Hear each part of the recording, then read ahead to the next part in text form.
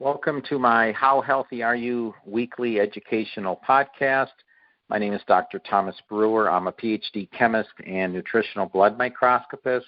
Today is July 12th, 2021, and this is podcast number 93. For this podcast, I'm going to be answering a question that I get quite often, and it's a question about canned foods, whether they're good or not, and the difference between fruits and vegetables, as well as fresh produce versus canned. As a reminder, there will be no podcast next week. I will be in Pennsylvania between July 15th and July 20th, which is a Thursday through a Tuesday. So getting back to our topic, a long time ago, all of our food cans were soldered with lead. And the problem with that is it leaches into the product, whatever's in there, and it always led to lead poisoning. Now, the FDA knew about this throughout the 1900s. In fact, the FDA started around 1903 or 1905 or something like that, but it's very early in the 1900s. They knew about this lead problem, and instead they waited till 1993, perhaps all the way up to 1995, to stop the cans from having lead. So the lead was used as solder.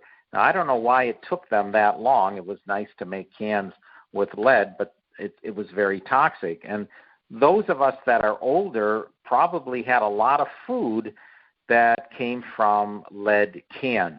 So it's something to think about, and there's a reason a lot of people complain about metal toxicity and about being poisoned by metals and having to leach these metals out of their body, and a very toxic one is lead. So the problem with the lead is neurological problems, and it's a very toxic metal. And it's a shame it took so long for the lead to be removed from cans. It was essentially poisoning all of us. So getting back to fruit, if we look at just eating fruit is a very good food because it's known to prevent strokes. And normally that's what fruit is good for. That's what it's known for. But it has plenty of enzymes. It has antioxidants. It has phytochemicals.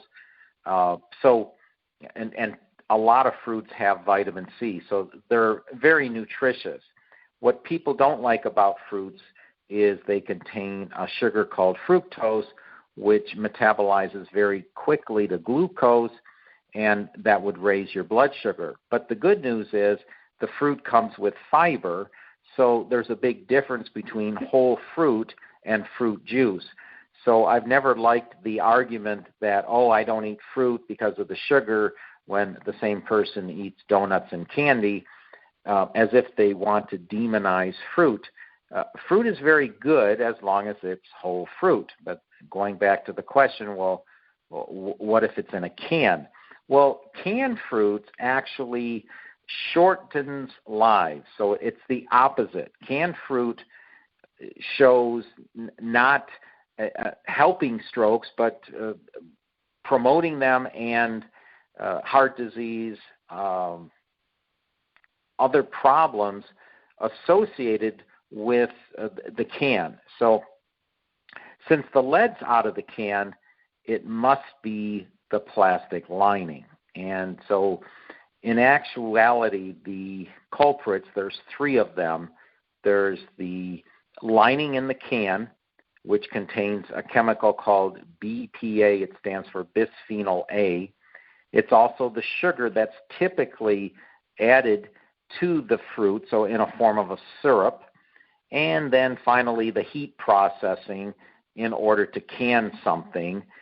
Heat processing is very detrimental to nutrients.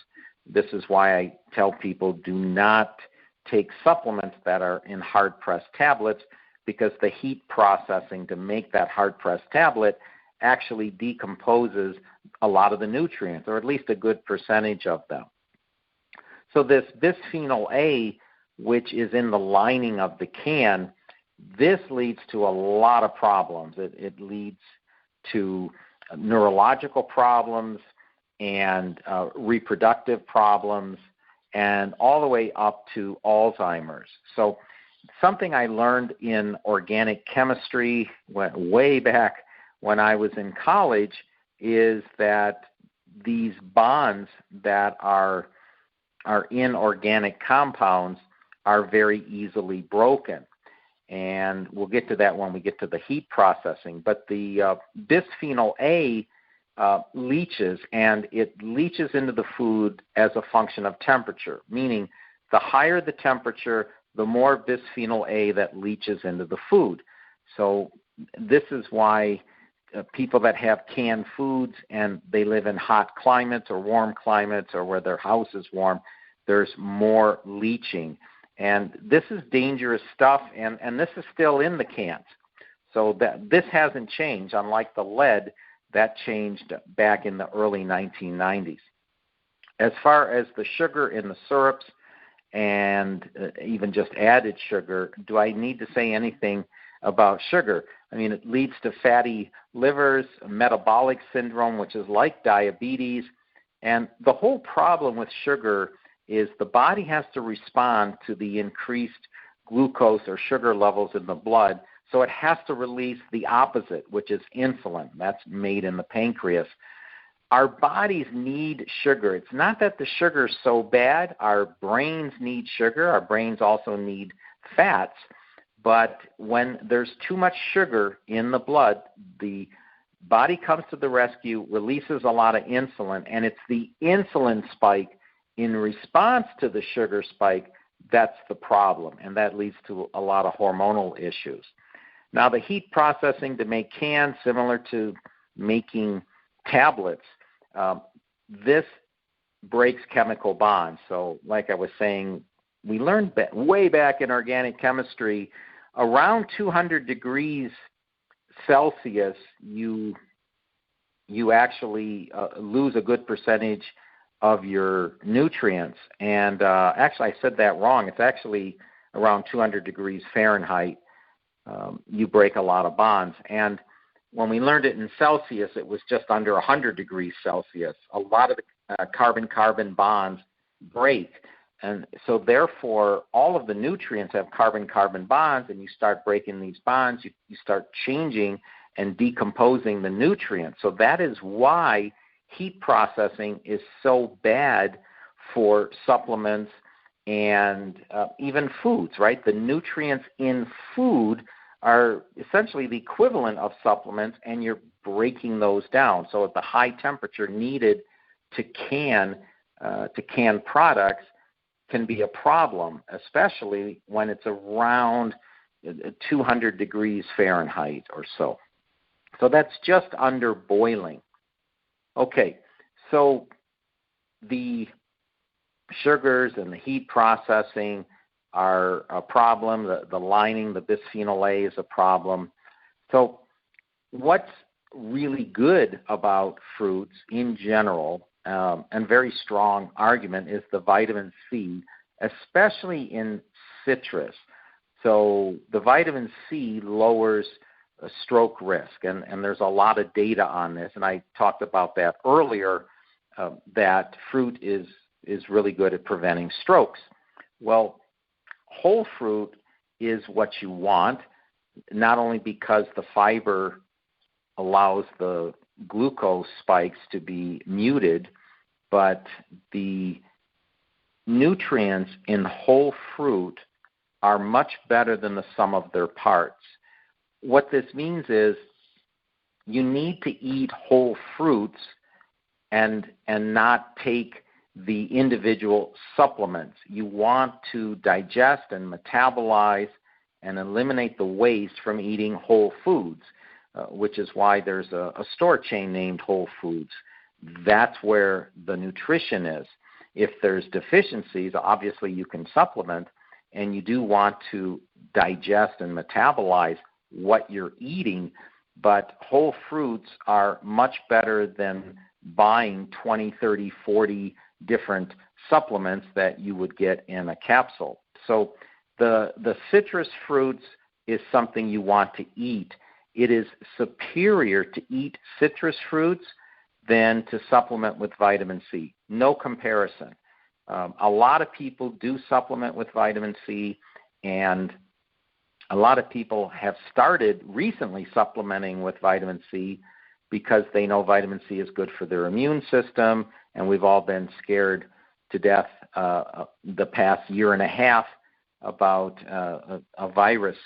So citrus fruits are far better at improving your immune system and a better way to get vitamin C into your bloodstream to get it metabolized than a supplement. I don't know why people supplement with vitamin C.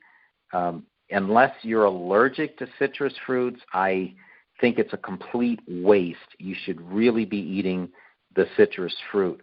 Now, the same is true when studies were done with beta-carotene, comparing the pills with, say, eating carrots or something like that. And the beta-carotene in beta-carotene-rich foods like carrots and bell peppers are known to decrease cancer risk.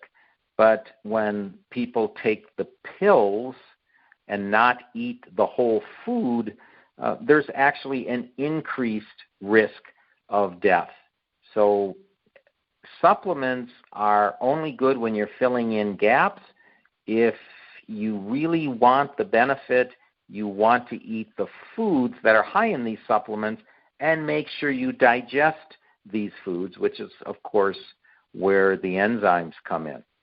So that's what I have for this podcast. And again, as a reminder, there will be no podcast next week. And as always, thanks for listening.